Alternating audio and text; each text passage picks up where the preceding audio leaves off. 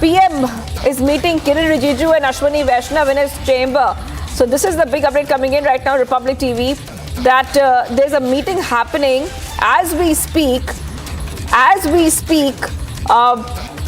between PM Modi, Kiren Rijiju and Ashwini Vaishnav in his chamber. So this is a meet with the cabinet ministers. And I want to go back to our colleagues who are on the ground, getting us all the top updates. Important meeting taking place now. We know that PM Modi, Rakshita and Shravan will be replying back to all these statements which have been made by the Indie bloc on the constitution. Also, very important to note for our viewers, and if you could take it ahead, is that this debate was asked for by the Indie bloc itself. So this is going to be something we're waiting for. How will PM Modi reply back to these statements which have been made in the past 2 days? Over to you.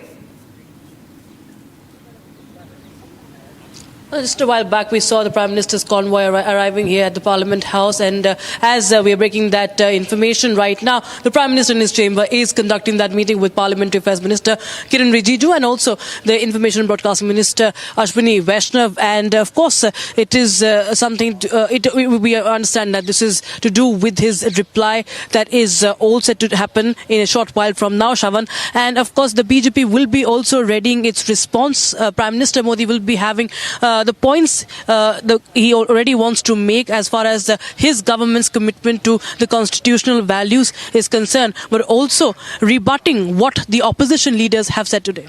Well, in fact, the BJP has already set the narrative being this, that the India alliance ahead of the Lok Sabha elections were largely resorting to what they call fear-mongering over the constitution. And the answer has come in from the voters themselves, what we have seen in Haryana as well as in Maharashtra. Secondly, if you see, the emphasis largely has been on the fact that the Congress has no rights to really talk about the constitutional principles and constitutional values on the ground, that when they have been in power for decades put together, then the constitution has been flouted many a times, highlighting the fact that you have the emergency, you had the top leaders, as you were rightly pointing out, starting with the former Union Law Minister Ravi Shankar Prasad to Raksha Mantri Rajnath Singh, who also on the floor of the parliament once again reminded the Congress that the constitution does not belong to one political party, referring to the fact that there have been multiple amendments that have actually been brought in,